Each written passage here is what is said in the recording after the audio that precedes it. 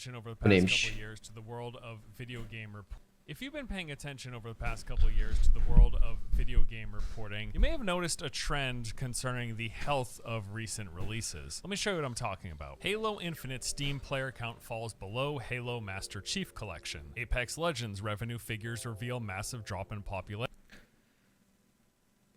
Bu arada şu haber için sadece bir yorum yapacağım. Apex geçen günlerde en yüksek oyuncu sayısına ulaştı. Star Wars Battlefront player count is poor, dominated by Fallout 4. New World has lost almost 90% of its players since launch. Need I go on? Yeah? Okay. Realm Royale lost about 95% of its player base. The Division player count has dropped 93%. For Honor now has 95% of its player base lost, worse than Division 1. Anthem's player count paints a very grim picture. Lost Ark peak players down 80%. Elden Ring concurrent player count has dropped dramatically, almost 90% losses. We are obsessed with concurrent player counts in games. Specifically, we're obsessed with how many people are leaving a game and how many people are still left. And it's not just games. Ama ya evet, gösterdiği oyunlar bilmiyorum ya, ben hani kötü başladı video. YouTubers looking to clickbait, although there is plenty of that for sure. But also just go to the forums or Reddit page of any game released in the past few years, do a quick search, and you are guaranteed to find plenty of threads talking about the number of people leaving the game and raising the question, is this game dead? And if you were to base your opinion on these discussions, these articles, and bu muydu these YouTube bu kötü videos, değildi, the answer would keyifliydi. always be yes. The game is dead. Every game, in fact, appears to be dead or dying. So, like, okay, what's going on here? Because that, that doesn't make a lot of sense, right? Well, I think there's a lot of different elements that go into this fixation on player counts, but also many reasons why we continue to see example after example of new game comes out, is popular for a time, but then loses 70, 80, 90% of its players shortly thereafter. Some of the reasons are simple, like, people just stop playing games, but some of them are a little more complex. And one assumption that I just want to clear up immediately is this idea that player count decline is a direct indication of a bad game. Just no.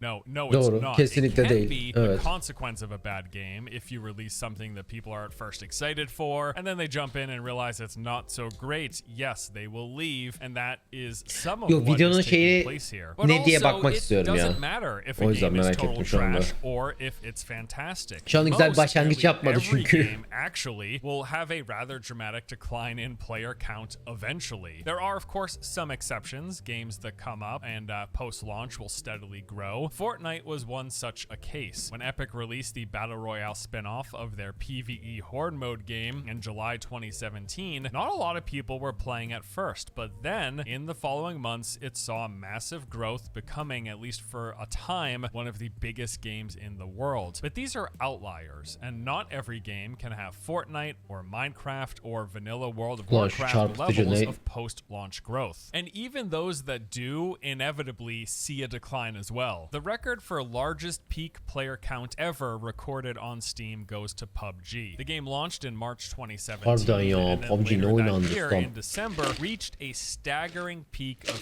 3,236,000 concurrent players. Now today, it is down nearly 90%. Pathetic, right? Well, no, not actually, because that still puts them at an average daily peak at roughly 350,000. Orada harbiden çok oynanıyor yine PUBG hala. Hakan Samah çok şükür 22. ay için canım mısın? En iyi haber hoş geldin. So percentages can be deceiving. Like, yes, it has dropped 90%, but 90% of the highest recorded player count on the platform ever is still a very large number. And while we don't have Steam player count numbers for every game, we can use Google Trends as a barometer. As imperfect as this may be, it does give us a general sense of things. For example, take a look at Minecraft, which to date is the highest selling video game in the world ever. It peaked in popularity in July 2013, which was about 2 years after release. It then progressively dropped down to an 80% decline, which occurred in October 2018. And although it has started trending up since then, it is still at the moment near 50% what it was at its peak. We know from back when Blizzard published subscriber counts for World of Warcraft that game peaked at the end of Wrath of the Lich King in 2010. That was a solid 6 years of growth, which is very very impressive, but ever since then, it has been a downward slide. So as you can see,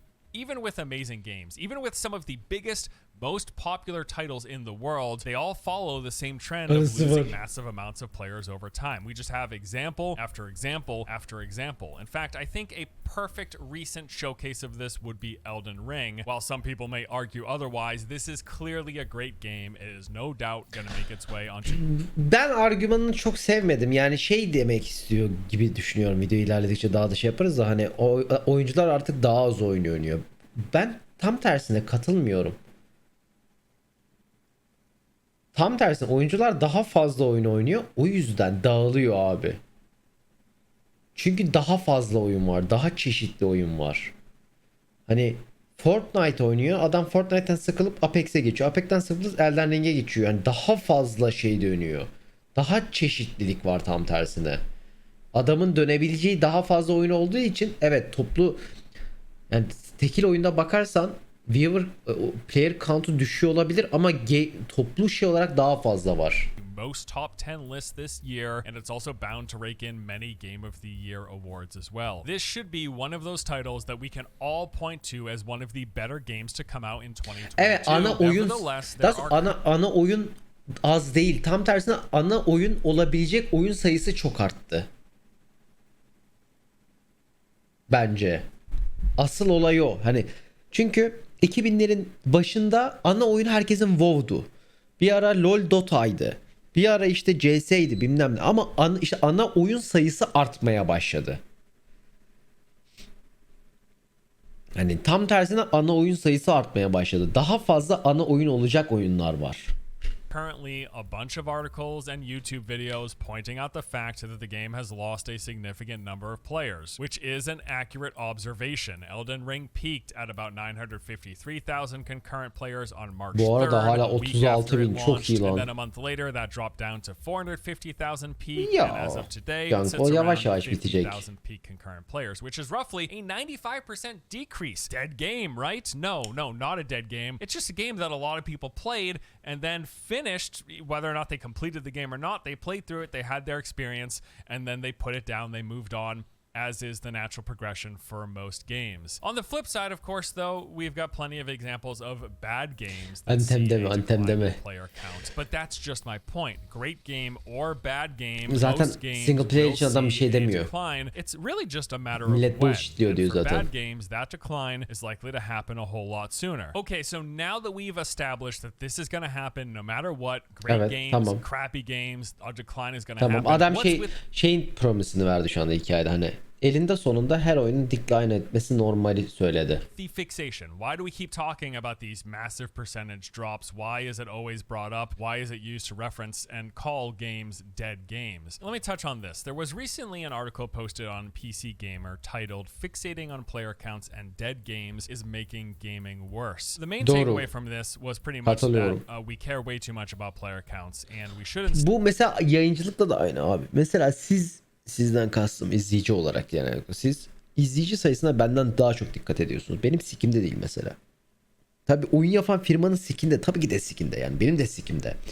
Ama yani 1000 ile 900 arasında o kadar fark yok benim gözümde. Veya 1000 ile 1200 arasında o kadar fark yok. Hani tabii ki de evet yani bir multiplayer oyunu 500.000 oynanırken bir anda 50.000 oynanıyorsa orada bir fuck up vardır. Ama hani mesela oyun 200.000 oynanıyor. Oyuncu sayısı 170.000'e düştü. O kadar büyük bir değişiklik değil bu. Çünkü büyük ihtimalle bir sonraki sezonda 210.000 olacak. Azalmaya devam ederse evet çok büyük bir problem o zaman. Hani ilk bir ay 170, ondan sonraki ay 140, sonraki ay 110 gidiyorsa evet. Hani you fucked up. Orada bir şey sıçıyorsun. Ama yani şey o kadar, yani insanlar çok şey yapıyor. Bir şey azaldığında o öldü oyun bilmem ne. Instead, Ölmedi, just tamam, sakin ol. enjoy and play the games that we find fun, regardless of how many other people are playing. And I agree to an extent. Like, I agree that it shouldn't matter if there are 20,000 or 20 concurrent players in a particular game. If I am having a good time while I'm playing, that is what counts, right? Yes, of course. Back in the day when I went to my local Blockbuster to rent a copy of Metal Gear Solid, like a full 2 years after this release, Lost Ark sıçtı mesela. Bence sıçmadı abi Lost Ark. Onu anlatmaya çalışıyorum. Lost Ark'ta hayvan gibi bot var. Katılıyorum. Ama yani siz concurrent'a bakıyorsunuz. Lost Ark'ta asıl bakman gereken data concurrent değil. Monthly user'ın. Ve biz onu bilmiyoruz ne yazık ki. Hani aylık kaç kişi oynuyor, günlük kaç kişi oynuyor. Bak şey olarak değil. Concurrent olarak değil. Günde kaç kişi girdi. Çünkü Lost Ark dediğin oyun şu noktada hani herkes o noktada o anda girmesine gerek olmayacak bir oyun.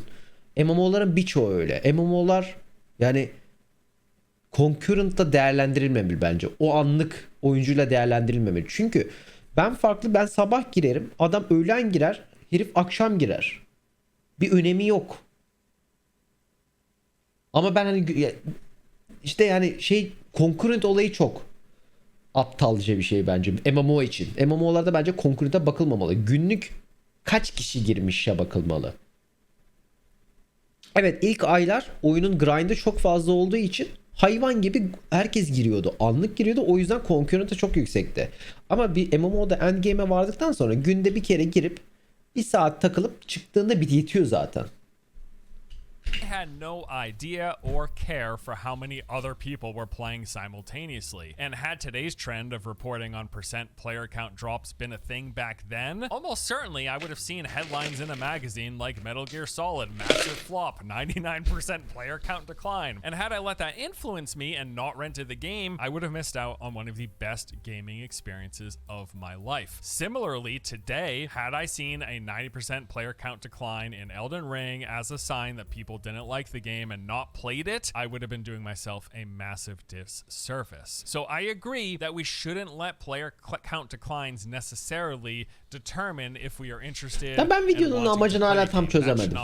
Elden Ring çok iyi oyundu cidden, hastir ya. With that, there is a big distinction to be made between that kind of game and these online only or games as a service titles, because player counts and growth or decline tend to tell a bit of a different story and have different implications here. Buna da katılıyorum. Adam da şöyle diyor, hani single player oyunla game as a service oyunlarında farklı. Game as a service oyunlarında bu decline'a bakarım diyor ki haklı bence de.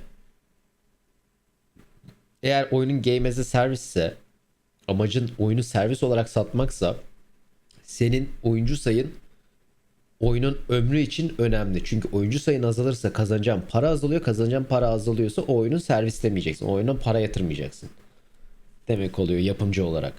O yüzden evet, hani eğer Game as a Service oyununun oyuncu sayısı arka arkaya aylar çakılıyorsa o oyun öldü derim bu arada. Ama mesela single player bir oyunu demezsin. Oyun deneyimi az olan bir şeylerden örnek becerebilirim. Becerir. Daha kanser olur ama becerir. Elden Ring oyunları tamamen şey arkadaş, sabır. Sabrınız varsa her şey yaparsınız. Metal Gear Solid. In 2022, a large proportion of all of the new games coming out each and every year fall into the live service, games as a service, always online category. Games that require a constant internet connection and further support from the developer to get all of their content to even continue existing. They tend to follow a similar formula. Bir yıl yeni beceri ayrılmasıydım. GTA Game as a Service tabii canım. GTA Destiny'den sonraki en iyi Game as a Service bence. Ben hala en iyi Game as a Service oyunun Destiny olduğunu düşünüyorum. Destiny 2 olduğunu düşünüyorum. GTA'da ondan sonraki GTA Online'da ikinci olduğunu düşünüyorum. No Man's Sky Game as a Service değil.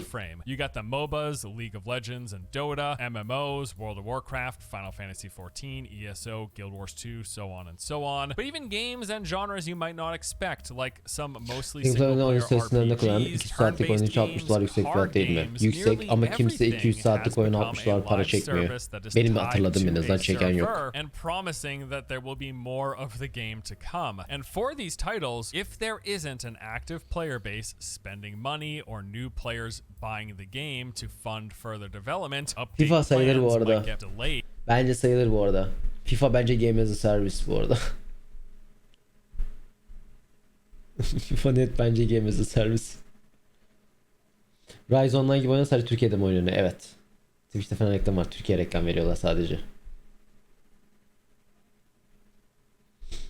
Or even canceled altogether. That content roadmap paralarına that they saatler launched with, desin if not oynanır mı? enough people Tabii canım. bought and are playing the game, just forget about it. It might as well have been a hallucination. So when a new game launches and the player base tanks, there is a significant chance that promises the developer made about what the game will include later down the road, they are going to change. And for this reason, it is probably best not to purchase a game based on what is promised to come, but based on what is currently in the game. But it's also for that reason that I think players are so keenly interested and constantly talk about concurrent player counts. But not getting like some future promise updates or content patches or DLC or expansions, that's one thing. Even worse is just getting shut down. Being a lifelong fan of MMOs, I have seen this a lot. Games that I've had an absolute blast playing over the years, like WildStar, Warhammer Online, Firefall, EverQuest Next Landmark, all of these and many more are dead. But not like LOL, the player base is dropping, haha, dead game, rip XD. No, like literally dead, as in they don't exist anymore. In most cases, of course, this happened because the game didn't have a large or active enough player base to fund and sustain the game's development. And yeah, this has been occurring in the MMO space for a long time. We are used to it. But recently, in the past few years, it has started to creep into other more mainstream parts of gaming, as these always online titles in other genres have reached the end of their financially viable to keep afloat cycle. Just last month, Ubisoft announced plans to shut down online services for 15 of their games. These include 5 Assassin's Creed titles, Far Bu arada Cry yeni 3, Assassin's Creed geliyor yakın zamanda. Tanıtacaklar bir iki haftaya. Geliyor yani, kokusu geldi. Exclusive çok şurada 22 milyarmış canımsın. En iyi haber sana hoş geldin. Sands, and a handful of others. And we've seen some other very high profile examples of games from big studios shutting down in recent years. Epic shut down Paragon in 2018. Ay Paragon çok kötü 2K oyun. shut down Evolve in 2018. Evolve geri Abi Evolve oyunu geri şey yaptı. Hayvan gibi oyuncusu var şu anda Evolve'un.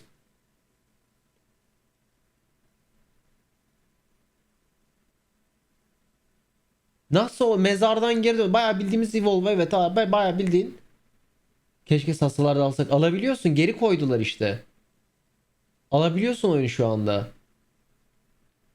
Lirik oynadı diye. Hem lirik oynadı diye hem de adamlar şey getirmiş. Update getiriyor. Oyunu peer to peer yapıyor. Dedicated server olmadığı için serverlar çalışır hale geliyor. Sonra tekrar satışa koyuyorlar Steam'de. 2K also shut down Battleborn in 2021. We saw Ubisoft shut down Hyperscape in 2022. There's also a long list of games that, while yani fikir olarak ne kadar güzelse gameplay o kadar kötü, çok az oyun gördüm.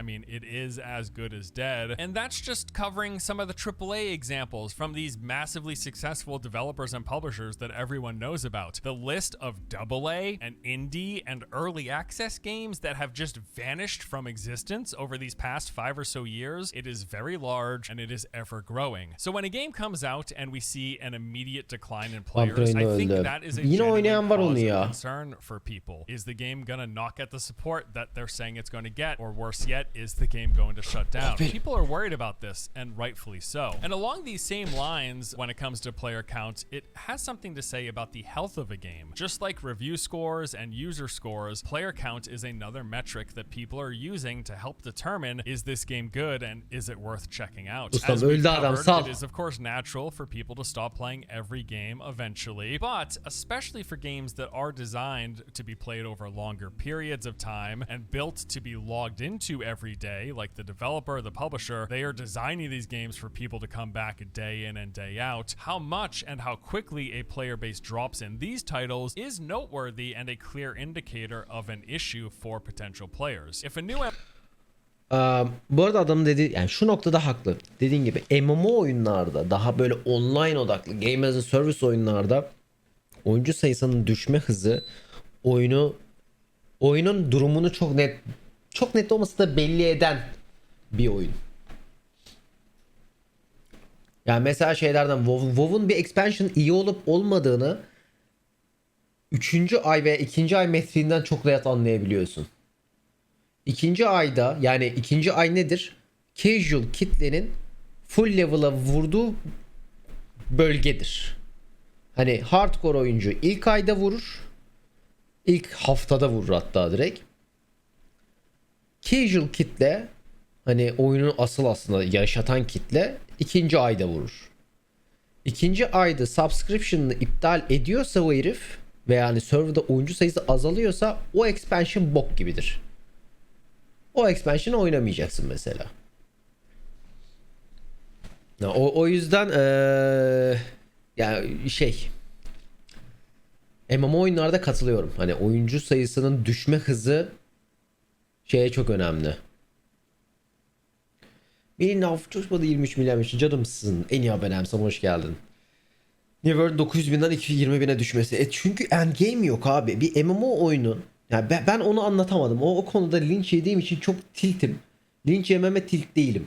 Linç sikik bir oyunun bu kadar bariz bir şekilde bok gibi olduğunu göre bakıp hayır abi sen oynamayı bilmiyorsun demenize tiltim. Hani linç yememe değil. Linç yedim nedene tiltim yani. Bok gibi oyun da abi. Her zaman bok gibi oyun New World. Özür dilerim ama New World'ı asla geliştiremediler yani. Ya yapamadılar yani. Bayağı bildiğin tren kazasının geldiğini görebiliyordun oğlum New World konusunda. Endgame yoktu abi. Hiçbir zaman endgame yoktu ya. Çok güzel oyun bu arada. Gerçekten çok güzel oyun. Temeli çok iyi bir oyun. Ama endgame'i hiçbir zaman yoktu oyunun. Oyunun bütün içeriği 30. level'da bitiyordu. Alfa'da 15. level'da bitiyordu. Herifler 15 level'lık daha içerik eklemişler. Bitmiş. Bitmiş yani. Ya olay atta filan mesela değil. At hiçbir şey çözmeyecek New World'de. Ya evet potansiyeli var. Bu arada New World'ün inanılmaz potansiyeli var. Hala da söylüyorum. New World'ün inanılmaz potansiyeli var. New World'ün özellikle dünyada getiringi uzun zamandır bir oyundaki en keyifli aldığım getiringlerden birisiydi. Ağaç kesmek, odun toplamak bilmem inanılmaz keyifli abi. Yani cidden uzun bir süredir o kadar fazla keyif almadım. Yani çok keyif aldım o böyle çiçek toplamaktan bilmem ne ve yani mükemmel iyi yapmışlar onu. Ama öyle bir noktaya geliyorsun ki o taşı topladığın taşın bir önemi yok. Odunun bir önemi yok. Yaptığın derinin bir manası yok. Yani yok bir yere gitmiyor abi. Topluyorsun. Toplamak için topluyorsun. Oradaki bir rakamı fulllemek için topluyorsun. Sonra hiç boku yaramıyor o taş. O çok aptalca veya endgame'de yapabileceğim bir şey yok. Oyunun içeriği yok ya. Yani endgame asıl MMO endgame'de başlar arkadaşlar. O MMO dediğimiz oyun bir ay leveling'i bitirdikten sonra başlar. Budur yani. MMO'nun asıl incelemesi 1,5 aydan sonra yapılır. İlk 1,5 ayda MMO'nun inceleme yapılamaz. Bitireceksin abi. İçeriği bitireceksin. Hani leveling içeriğini, göz boyamayı bitireceksin. Bu honeymoon balayı fazını geçeceksin. Balayı fazını geçtikten sonra hani yeni içerikler görmeye bıraktığın zaman başlar. Endgame'de öyle şey, New World'da öyle bir şey yok. Endgame diye bir şey yok. Yok yani. Leveling bir haftadan uzun süresi zaten çöptür oyun. Ona katılmıyorum bu arada. Yeni çıkan bir MMO ise leveling bence 2 hafta kadar sürmeli. Hardcore oynayan bir haftada bitiriyorsa yeni başlayan bir ayda falan level'lamalı. WoW Classic'in o kadar güzel ve tatminkar olmasının sebebi de oydu. 60 level'ı sana sike sike oynatıyor abi o. O 60 level'ı öyle bir grindliyorsun ki yavaş yavaş level'lıyorsun. Öğretiyor sana, her yeri siktiğimin her taşını gezdiriyor. Bak buraya da bak diyor. Şuraya da bak diyor. Buna da bak diyor. Şuna da bak diyor. Şunu da yap diyor. Çünkü oyunu öyle öğreniyorsun. Ya direkt 60 olunca hiç manası yok. Bekle abi, yavaşlayayım yani. İlk defa tadıyorum abi onu. Yavaş yavaş tattır bana. Şeyi. Mesela evet, Lost Ark'ın o şey çok kötüydü. Mesela Lost Ark harbiden ben direkt 50 oldum yani. Füze gibi kaçav diye gittim. Bir hafta uzun. Evet, bir hafta uzun ama uzun olmalı işte. Yani onu anlatmaya çalışıyorum. Özellikle yeni bir MMO çıktıysa, mesela Riot konusunda da aynı konuda endişeliyim. Riot MMO'sunda da hani bunu çoğu zaman söyledim. Riot MMO'sunda tek endişeli olduğum şey endgame olmaması abi. Tek korktuğum şey bu. World building yapacaklar büyük ihtimalle. Zaten hazır world building. O geçen videoyu izlediğimizde zaten belli ediyor kendisini. Lore hazır. Class dengesini en azından ilk yaptıklarını düzgün yapacaklarını düşünüyorum. O çok sıkıntı olacağını düşünmüyorum. Her zaman ilk çıktığında her zaman dengeli oluyordur oyunlar. Ama ustam, endgame'e vurduğum anda ben ne bok yapacağım bu oyunda. O mahallemizin Spider-Man'i gelmiş. Ama ne haber? Çok teşekkür ederim 25 milyar için. Abi geç işte. Yayında bir açtım. Televizyonda bir baktım Kemal göbek oynuyor. Spider-Man kostümüyle. Dedim televizyon bozuldu herhalde.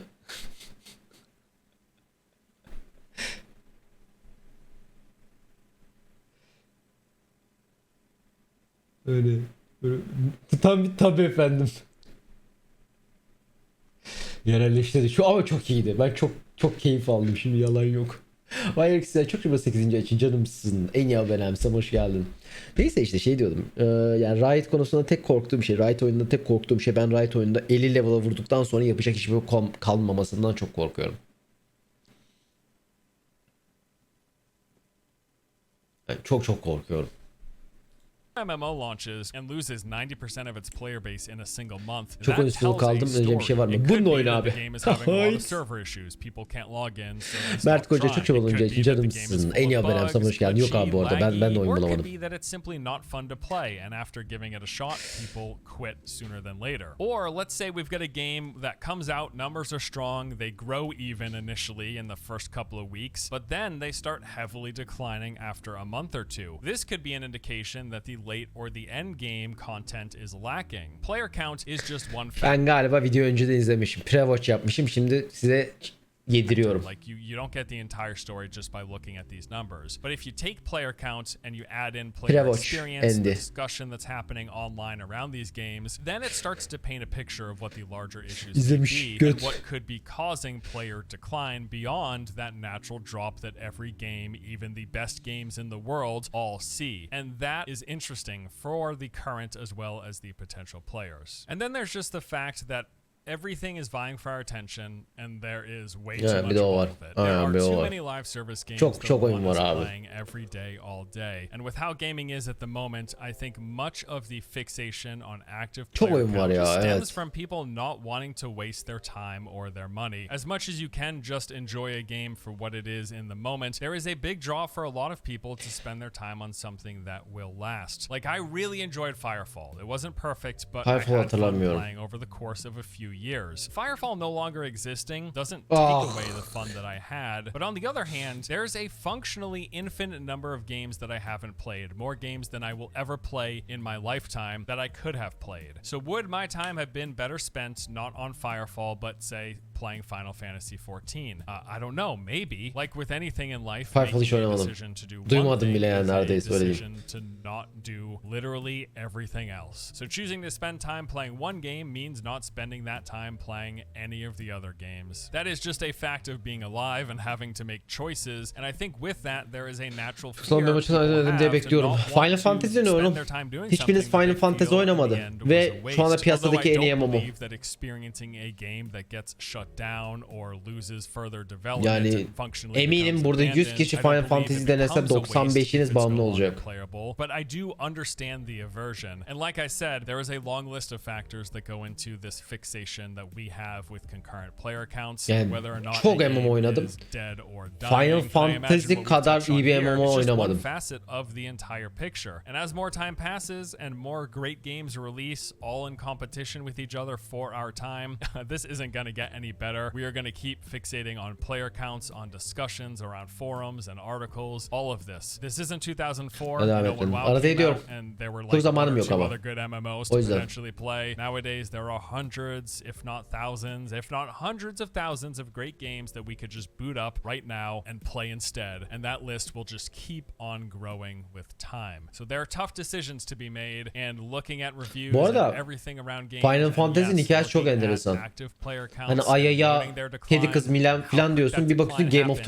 Thrones'a This is dönmüş. all factored into the Böyle decisions bakıyorsun that anasını we're satayım ne making oluyor on lan what oluyorsun games to oyunda. play and what games to spend our time Entrika, on. politika, And there you bilmem go. ne, herkes That's birbirini gonna do it for arkadan this video. This bıçaklıyor. was fun, a little bit different than Hani böyle tam şey oluyorsun. Ben ya ilk mesela ana oyunun ilk hikayesi biterken bayağı bildiğin şeye dönüyor. Game of Thrones'a dönüyor hikaye. Güzel videoydu bu arada.